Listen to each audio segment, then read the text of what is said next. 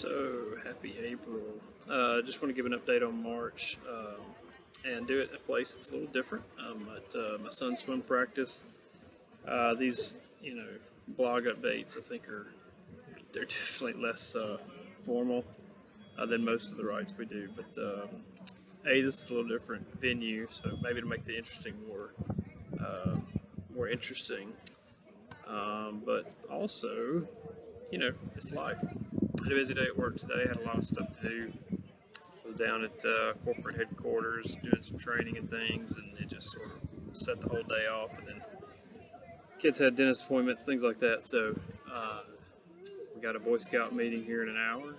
So maybe we'll make it to that after swimming, but that's life. So I guess if nothing else, if you're interested in starting your own website, you can see that things like this happen, and there's still an option, to get things done when you can. So that's the way it is. To give you guys an update on last month, March was just saw more of a trend in declining traffic. We I think had close to 50 unique visitors and around 150 page views, which is not great, frankly. For our 7th month in, you really in most genres, I guess, or niches, what they call them in the blog world, you'd expect more traffic than that. Frankly, we're in a really crowded one, so I have no idea if that's good or not. I know it's not where I want to be. I'm still happy about it because that means people are reading, which is, to really fundamentally the whole point, right? When we started this, certainly we had visions of it growing and things, and it may still happen. It's just not happening as fast as we wanted. So anyway, but it's going great. We still get lots of great feedback from people. People are very encouraging. Even things, people who are knowledgeable about finance make comments about things they're learning, which is really great to see. So thank y'all for continuing to show interest. The big win in March was definitely indexing. I think if I recall, we had 6 pages indexed at the beginning of March, and now we have 93. So, which is basically everything. For some reason, there's a couple that Google just will not. Yeah, I don't know what's going on, but that's fine. At least it's just a couple. I can live with that. I can keep working on those, and hopefully sooner or later, the algorithm will allow those to be posted. But that's a big win. So what we're getting now is a lot of interest. What was the phrase? We're getting a lot of, I guess, we're showing up in search results. We're not getting a lot of click-throughs on that, which is fine. Maybe that'll come, maybe it won't. But at least there's actually an option for people to see that we exist, which is encouraging. So, yeah. It's good. It's going good. Every once in a while, you have a couple people that get on and they just literally dig through the site, like just click from post to post and navigate all over the place. And of course, I have no way of knowing who they are, but it's just neat that someone's actually enjoying it that much. Feels good. So anyway, we're gonna just keep heading. Keep our head down and keep going forward. I think I mentioned back in March that we were starting to pursue backlinks. I've written scores, I don't know about scores, but at least a couple thousand pitches for different bloggers and websites. We've only gotten picked up by 2, which is a little disappointing. I'm kind of burnt out on that. The one thing it did produce is some material. If it doesn't get used somewhere else, I can post it on my site. So it is mine after all. So we're converting some of that. So it's some efficiency. It's not like it's a complete waste of time, but at the same time, it's a little disappointing. And I think it kind of goes back to credibility, which is what we're trying to establish, right? It's one thing to know that the information you're putting up there is good. It's one thing to do your research and be careful. But to everyone else in the world, you're just another face and name on the internet, right? How do they know they can trust you? Furthermore, how does the algorithm know it can trust you? I'm going to trust you when there's already dozens of trustworthy personal finance sites. So that's kind of what we're up against. And it's not a bad thing. I mean, I knew all this going in. It's not like this was a surprise. A lot of these sites are sites I've used to learn myself for years. So in a way, it's kind of like fighting a battle and jumping in the ring with a bunch of heavyweights that you have no chance of unseating. And that's fine, but that's also not completely why we're in here. A lot of it is, again, the learning experience for me and the opportunity just to do something I enjoy, a topic I enjoy, talk about it, and see where it goes. I still don't know, which, by the way, that kind of brings up my next point, which is YouTube. I'm pushing that more and more now. Like, I've been putting these little update videos for the blog posts or the journal updates, just to kind of get my feet wet in video, get the YouTube account going, get it established, get something out there. But we need to start making some topical stuff. The thing is with YouTube, you really need to be consistent. You really need to post probably 2 to 3 times a week. 3 is better. Even more is better, actually. That's the way that algorithm works, right? So you want to be doing lots of content, getting a lot of it out there, getting it frequently and regularly. So that means I need to have a lot of it backlogged, because I can't do 3 videos a week. I could do 3 crappy videos a week, but not 3 decent quality videos that people are going to keep watching and really stay with, because I'm not a natural person in front of a camera. I say a lot, and I click my lips a lot. I know y'all noticed that, and it's annoying. And I watched it annoys me too, but I don't have that polish yet. It's just going to take practice and time. But to do good polish, good quality posts, I'm going to need more time than the average YouTuber, because I don't know what I'm doing. The video editing I can handle. I'm learning a lot with that. It's just really, a matter now of kind of perfecting and polishing off the rough edges and things like that. So YouTube, I want to talk a little bit more about that. I don't want to make this video too long, but there's a few reasons we're going that direction. One is that it complements the website really well. If you have articles that there's a video that basically shares similar information but does so in a format that can be viewed or listened to instead of read, it appeals to a lot of people. It also appeals to search engines. They notice that. It's an extra medium that they can use to direct readers or people who are looking for answers to different things and get it in different formats. Also, it's easier to grow an audience on YouTube. There's just not as much traffic there. There's a lot. Don't get me wrong. There's a lot, but I still think there's probably more room than there is just on the World Wide Web. Third is monetization. I just see a path there that's a lot easier than the blog. Y'all know I hate ads. I've talked about this I don't know how many times. I just cannot stand the thought of turning over some space on my website to who knows, they're going to put ads for God knows what in between points in a post or wherever they want, and which I can dictate some of that, and I can limit who posts to the website. Like I can limit certain types of nefarious or unwholesome products and advertisements, but I don't even want like peanuts on my website. You know what I mean? I just don't want that. YouTube, you're used to ads being in YouTube. I get to have some control there too, but you can skip them if you don't like them. There's an option to do that, and frankly, it's just easier. I don't know how else to describe it. You don't have to work with an ad company and do all the CSS that you have to put into your website and things like that, which I could do that, but again, it just seems a lot easier in YouTube, so that's a path that is attractive to me personally.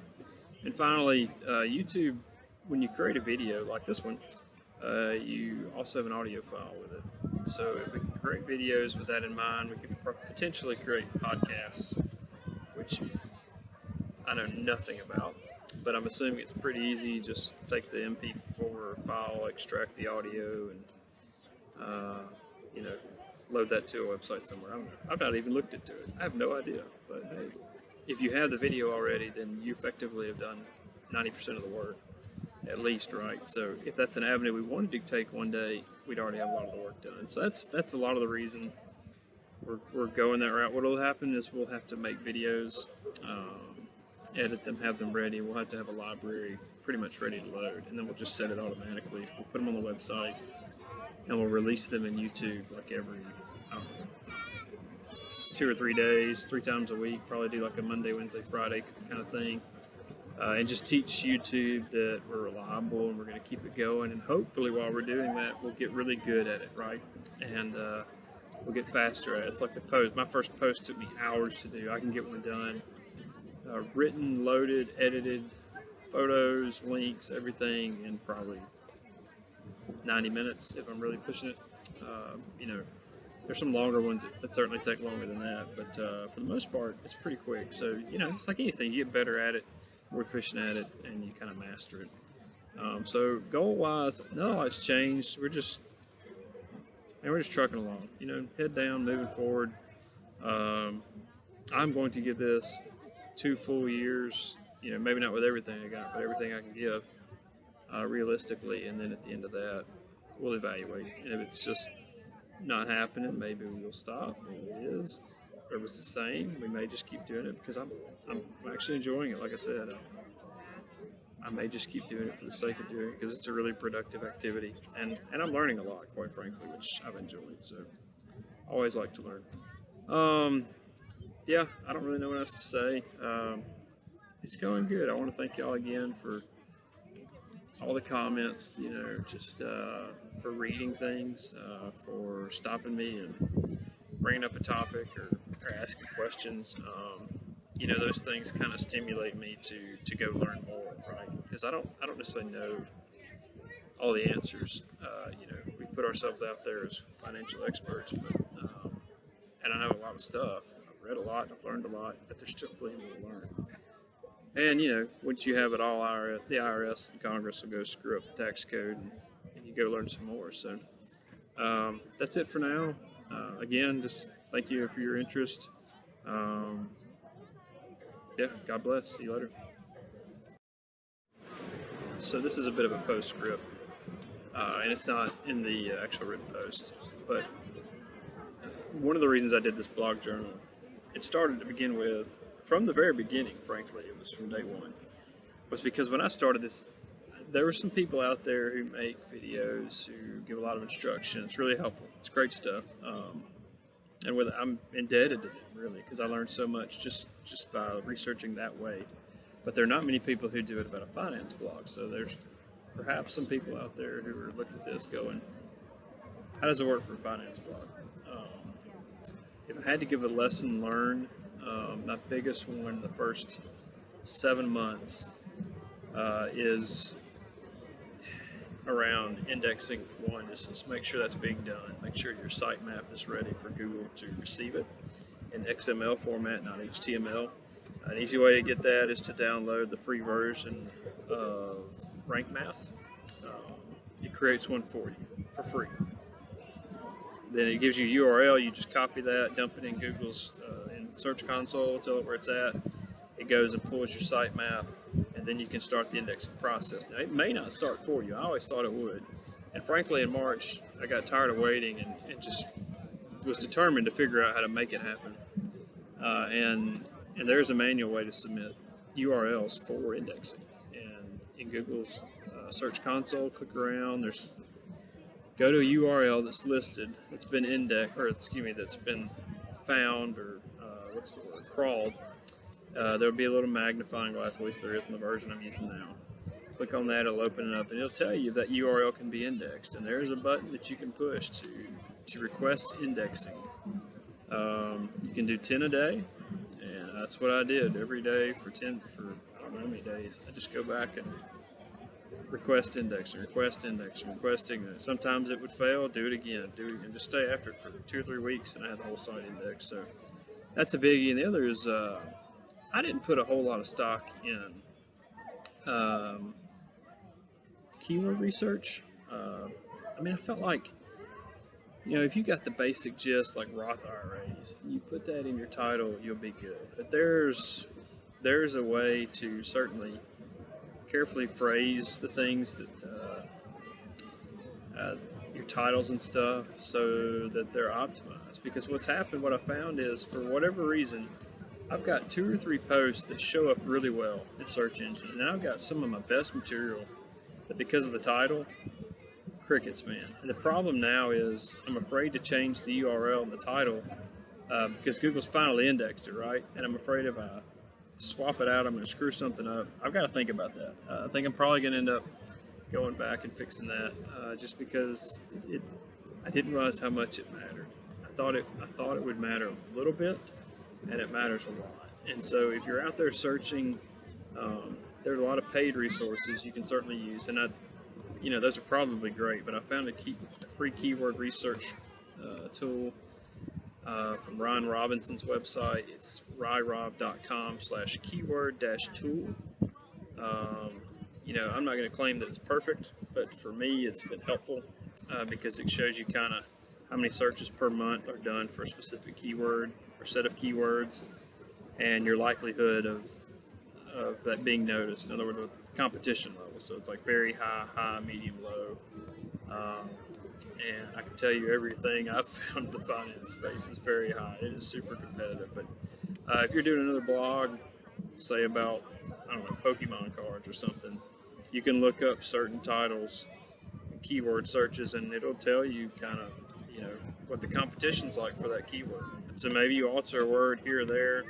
It even has a tool that'll give you some suggestions on how to work those keywords into a title. So really great tool. So his videos are great too. He's been a good resource. So there's a little endorsement from him. It's Ryan Robinson, ryrob.com or something like that. He's a very, very successful blogger. So that's about it. If you're out there and you are wanting to do this for money, like a side hustle and produce income, and you better pack a lunch if you're doing it in the finance space, because it is not for the faint of heart. You may be more motivated if you just quit your job like me. I'm still working full time, and I ain't quitting because I like that job. Frankly, it's not in finance; it's in supply chain management. But I really do enjoy what I do, and I have no plans to leave it. And it would be great if this turned into something that was monetized somehow. But it ain't in the world to me if it doesn't, because I didn't risk much to do this. That's part of the appeal to me, is I didn't have to put a lot of money up to give this a shot. So it's something I like to do, and even though I know it's walking into a busy space, I did it anyway. So that's it for now. If y'all have any questions, comments, go to our contact us page, send me a note. I don't check that every day, frankly, because we get a lot of spam in that account. But send us a note. I still read it. I still check it, delete the spam. But if you got something good, reach out to us. We love to hear from you. Love to get topics, questions, all that stuff. So thanks, guys. Y'all take care.